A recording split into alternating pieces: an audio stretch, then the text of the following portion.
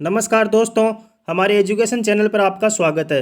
दोस्तों, आज हम राजस्थान के इतिहास का अध्ययन करने वाले हैं। तो आज की अपनी पहली क्लास में हम राजस्थान की प्रमुख सभ्यताओं के बारे में पढ़ेंगे। तो आज की क्लास में हम सभ्यताओं से संबंधित टॉप 40 क्वेश्चन देखने वाले हैं, जो कि बार बार एग्जामों में रिपीट हुए और ऐसे क्वेश्चन बार बार पूछे जाते हैं।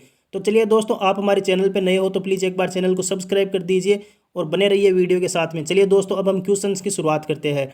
दोस्तों, आज का अपना फर्स्ट क्वेश्चन है कि कालीबंगा सभ्यता जो कि राजस्थान के हनुमानगढ़ जिले में स्थित है। देखो, क्वेश्चन में आया है कि कालीबंगा सभ्यता राजस्थान के किस जिले में स्थित है। तो कालीबंगा सभ्यता है ये राजस्थान के हनुमानगढ़ जिले में स्थित है। एक बात तो यहाँ पे क्लियर होती है कि कालीबंगा सभ्यता राजस्थान के हनुमानगढ़ जिले में स्थित है। आगे हमारा क्वेश्चन है कि कालीबंगा किस भाषा का शब्द है। देखो दोस्तों, कि कालीबंगा किस भाषा का शब्द है। चार ऑप्शन दिए गए हैं: राजस्थानी, हिंदी, पंजाबी या सिंधी। देखो दोस्तों, कालीबंगा राजस्थान में है, लेकिन कालीबंगा राजस्थानी भाषा का शब्द नहीं है। कालीबंगा है सिंधी भाषा का शब्द। किस भाषा का शब्द है? सिंधी भाषा का शब्द है। तो डी ऑप्शन में दिया गया है, डी ऑप्शन अपना यहाँ पे सही जवाब हो जाएगा। नेक्स्ट अपना क्वेश्चन है दोस्तों, कालीबंगा सभ्यता किस नदी के किनारे विकसित हुई थी। सतलज, बाणगंगा, घग्गर या बनास। देखो, नदी के संबंध में अगर क्वेश्चन आए कि कालीबंगा किस नदी के किनारे विकसित हुई थी, तो यह हुई थी घग्गर नदी के किनारे। किस नदी के किनारे हुई थी?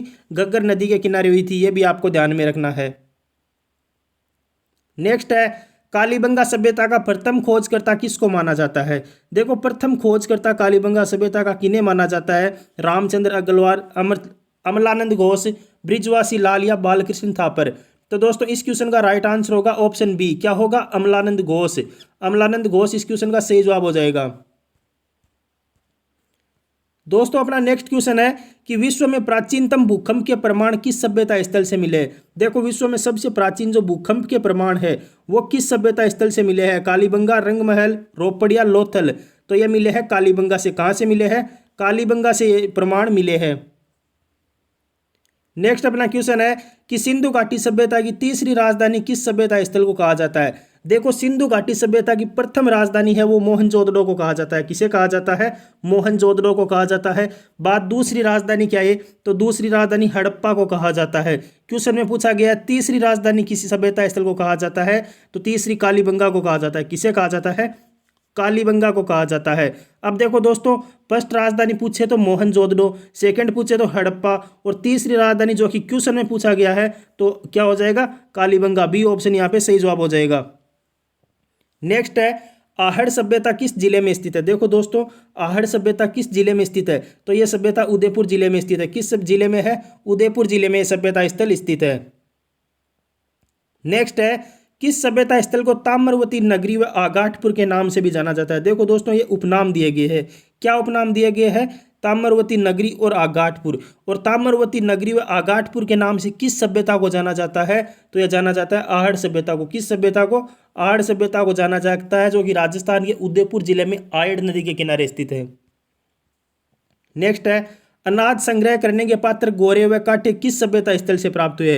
देखो दोस्तों, इसमें दो क्वेश्चन एक साथ इंक्लूड हुए। पहला तो है कि अनाज संग्रह के पात्र। देखो, एक बार एक एग्जाम में क्वेश्चन पूछा गया था कि गोरे व कांटे क्या है। तो क्या है? ये अनाज संग्रहण करने के पात्र है। क्या है? अनाज संग्रहण करने के पात्र है। और क्वेश्चन में अभी हमने ये पूछा है कि किस सभ्यता स्थल से प्राप्त हुए। किस सभ्यता स्थल से हुए? तो ये हुए आहड़ से। किससे हुए हैं? आहड़ सभ्यता स्थल से यह भी प्राप्त हुए हैं। नेक्स्ट क्वेश्चन है कि 8 बार बसने व 8 बार उजड़ने के प्रमाण किस सभ्यता स्थल से मिले हैं। दोस्तों, ये क्वेश्चन भी इंपॉर्टेंट और काफ़ी बार रिपीट हुआ है कि 8 बार बसने व 8 बार उजड़ने के प्रमाण किस सभ्यता स्थल से मिले हैं। मोहनजोदड़ो, हड़प्पा, कालीबंगा या आहड़। तो ये मिले हैं आहड़ से। कहाँ से मिले हैं? आहड़ से मिले हैं। नेक्स्ट अपना क्वेश्चन है, सभ्यता स्थल इसवाल किस जिले में स्थित है। देखो दोस्तों, सभ्यता स्थल है इसवाल। क्या है? इसवाल। और क्वेश्चन में पूछा गया है कि किस जिले में स्थित है। अजमेर, चित्तौड़, उदयपुर या भीलवाड़ा। तो ये स्थित है उदयपुर में। कहाँ स्थित है? उदयपुर जिले में ये सभ्यता स्थल स्थित है। उदयपुर सी ऑप्शन में दिया गया था। सी ऑप्शन इस क्वेश्चन का सही जवाब हो जाएगा। आज का अपना अगला क्वेश्चन है कि किस सभ्यता स्थल से सर्वाधिक कब्रें प्राप्त हुई है। देखो दोस्तों, कि कब्रें सर्वाधिक किस सभ्यता स्थल से प्राप्त हुई है। ऑप्शन में डीडवाना, बयाना, बागोर या कालीबंगा। तो इस क्वेश्चन का राइट आंसर होगा बयाना। क्या होगा? बयाना। और ये बयाना राजस्थान के भरतपुर जिले में स्थित है। किस जिले में है? भरतपुर जिले में स्थित है। और देखो दोस्तों, बयाना है, जो बयाना है ना, वो मध्यकाल में नील की खेती के लिए प्रसिद्ध था। किस खेती के लिए प्रसिद्ध था? तो नील की खेती के लिए। मध्यकाल में ये बयाना है, ये नील की खेती के लिए प्रसिद्ध था। ये भी आपको ध्यान में रखना है। नेक्स्ट है, नैनवा सभ्यता किस जिले में स्थित है? देखो दोस्तों, ये डायरेक्ट सा क्वेश्चन है कि नैनवा सभ्यता किस जिले में स्थित है? तो ये बूंदी जिले में स्थित है। किस जिले में है? बूंदी जिले में स्थित है। आगे है, कणस्व सभ्यता किस जिले में स्थित है? कणस्व सभ्यता किस जिले में स्थित है? तो ये कोटा जिले में स्थित है। किस जिले में है? कोटा जिले में ये स्थित है। अपना नेक्स्ट क्वेश्चन है कि भरतपुर में स्थित नौह सभ्यता किस नदी के किनारे विकसित हुई थी? देखो दोस्तों, अगर क्वेश्चन पूछा जाए कि नौह सभ्यता कहाँ स्थित है, तो कहाँ है? भरतपुर में स्थित है। अब हमारा क्वेश्चन पूछा गया किस नदी के किनारे विकसित हुई थी, तो यह हुई थी रूपारेल नदी के किनारे। किस नदी के किनारे? रूपारेल नदी के किनारे हुई थी। रूपारेल डी ऑप्शन में दिया गया है, तो डी ऑप्शन हमारा यहाँ पे सही जवाब हो जाएगा। नेक्स्ट है, साबी नदी के किनारे स्थित जोधपुरा सभ्यता किस जिले में स्थित है? देखो दोस्तों, एक तो हमारा यहाँ पे क्वेश्चन है कि जोधपुरा सभ्यता किस नदी के किनारे विकसित है, तो किस नदी के किनारे है? साबी नदी के किनारे। कौन सी नदी के किनारे है? साबी नदी के किनारे। एक आपको देखो दोस्तों, ये जोधपुरा नाम देख के जो ऑप्शन में जोधपुर है, इसको राइट नहीं करना है, क्योंकि ये जोधपुरा सभ्यता जोधपुर जिले में नहीं है। जोधपुरा सभ्यता दोस्तों जयपुर जिले में है। किस जिले में है? जयपुर जिले में है। ये आपको ध्यान में रखना है। बी ऑप्शन हमारा यहाँ पे सही जवाब हो जाएगा। नेक्स्ट है, 11 भवनों वाला कमरा किस सभ्यता स्थल से प्राप्त हुआ है? देखो दोस्तों, अगला क्वेश्चन भी बढ़िया क्वेश्चन पूछा गया है कि 11 भवनों वाला कमरा है वो किस सभ्यता स्थल से प्राप्त हुआ है? बालाथल, मल्लाह है, बयाना या नैनवा। तो दोस्तों, ये कमरा प्राप्त हुआ बालाथल से। कहाँ से? बालाथल से ये 11 भवनों वाला कमरा प्राप्त हुआ है। नेक्स्ट है, ओजियाना सभ्यता किस जिले में स्थित है? देखो दोस्तों, ओजियाना सभ्यता किस जिले में स्थित है? अजमेर, उदयपुर, भीलवाड़ा या राजसमंद। तो ओजियाना सभ्यता भीलवाड़ा में स्थित है। कहाँ स्थित है? भीलवाड़ा में स्थित है। सी ऑप्शन यहाँ पे राइट आंसर हो जाएगा। नेक्स्ट है, गणेश्वर सभ्यता के उत्खनन का कार्य किसकी देखरेख में हुआ था? देखो, गणेश्वर सभ्यता के जो उत्खनन का कार्य है वो किन की देखरेख में हुआ था? धीरज लाल, वी.एन. मिश्रा, रतन चंद्र अग्रवाल या ऑप्शन क्या है? अमलानंद घोष। तो दोस्तों, इसका जो राइट आंसर है वो है रतन चंद्र अग्रवाल। क्या है? रतन चंद्र अग्रवाल। और रतन चंद्र अग्रवाल को आर.सी. अग्रवाल के नाम से भी जाना जाता है। किस नाम से जाना जाता है? आर.सी. अग्रवाल के नाम से भी इन्हें जाना जाता है। नेक्स्ट है, निम्नलिखित में से किस सभ्यता स्थल से जोक बाबा की मूर्ति प्राप्त हुई है? देखो, राजस्थान में एक सभ्यता स्थल से जोक बाबा की एक प्राचीन मूर्ति प्राप्त हुई है। क्या प्राप्त हुई है? जोक बाबा की प्राचीन मूर्ति प्राप्त हुई है। क्वेश्चन में पूछा है किस सभ्यता स्थल से प्राप्त हुई है, तो यह नौह सभ्यता से प्राप्त हुई है। कहाँ से हुई है? नौह सभ्यता से। बात नौह सभ्यता की करें तो नौह सभ्यता राजस्थान के भरतपुर जिले में रूपारेल नदी के किनारे स्थित है। यह भी आपको ध्यान में रखना है। नेक्स्ट है, सुनारी सभ्यता के अवशेष राजस्थान के किस जिले से प्राप्त हुए?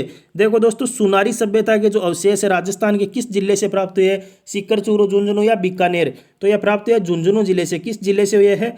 झुंझुनू जिले से हुए। सी ऑप्शन यहाँ पे राइट आंसर हो जाएगा। नेक्स्ट है, सभ्यता स्थल बागौर किस जिले में स्थित है? देखो, एक बागौर सभ्यता स्थल है, वो किस जिले में स्थित है? भीलवाड़ा, जालोर, गंगानगर या हनुमानगढ़। तो दोस्तों, ये स्थित है भीलवाड़ा में। कहाँ स्थित है? भीलवाड़ा में बागौर सभ्यता स्थल स्थित है। नेक्स्ट है, बौद्ध धर्म से संबंधित पुरातात्विक अवशेष कहाँ से प्राप्त हुए हैं? देखो, राजस्थान में एक सभ्यता स्थल ऐसा भी है जहाँ से बौद्ध धर्म से संबंधित अवशेष प्राप्त हुए हैं। क्या प्राप्त हुए हैं? बौद्ध धर्म से संबंधित अवशेष प्राप्त हुए हैं। क्वेश्चन में पूछा गया है कि कहाँ से प्राप्त हुए हैं, तो दोस्तों ये बेराट से प्राप्त हुए हैं। कहाँ से हुए हैं? बेराट से प्राप्त हुए हैं। नेक्स्ट है, आहड़ संस्कृति के लोग निम्न में से किस धातु से परिचित नहीं थे? देखो, आहड़ के जो लोग थे वो किस धातु से परिचित नहीं थे? क्वेश्चन में पूछा गया ऑप्शन है तांबा, चांदी, लोहा या उपरोक्त में से कोई नहीं। तो देखो दोस्तों, ये लोहा है ना, इस लोहे से ये लोग परिचित नहीं थे, जो कि सी ऑप्शन में था। सी ऑप्शन हमारा यहाँ पे राइट आंसर हो जाएगा। नेक्स्ट है, सिंधु घाटी सभ्यता के जो लोग थे वो किस पालतू पशु से परिचित नहीं थे? गाय, बैल, भैंस या घोड़ा। तो देखो दोस्तों, ये लोग है ना घोड़े से परिचित नहीं थे। किस से परिचित नहीं थे? घोड़े से परिचित नहीं थे। नेक्स्ट अपना क्वेश्चन है, गणेश्वर सभ्यता किस काल से संबंधित है। देखो गणेश्वर सभ्यता है वो किस काल से संबंधित है, हड़प्पा काल, लोहा काल, ताम्रपाषाण काल या पूरा पाषाण काल।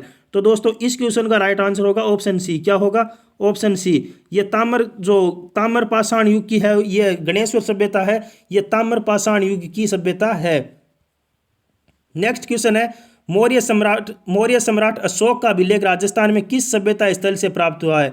देखो दोस्तों हमने पहले क्वेश्चन में पढ़ा था कि इससे पिछला ही क्वेश्चन था कि राजस्थान के किस सभ्यता स्थल से बौद्धकालीन अवशेष प्राप्त हुए। तो अभी जो वहाँ पे आंसर था बेराट, और इस क्वेश्चन का जो आंसर है वो भी बेराट ही होगा। क्या होगा, बेराट। बेराट से क्या प्राप्त हुआ है, मौर्य सम्राट अशोक का एक अभिलेख वो बेराट से प्राप्त हुआ है। नेक्स्ट अपना क्वेश्चन है कि बीजक की पहाड़ी किस जिले में स्थित है। बीजक की पहाड़ी किस जिले में स्थित है। देखो दोस्तों जयपुर, जोधपुर, भरतपुर या अलवर।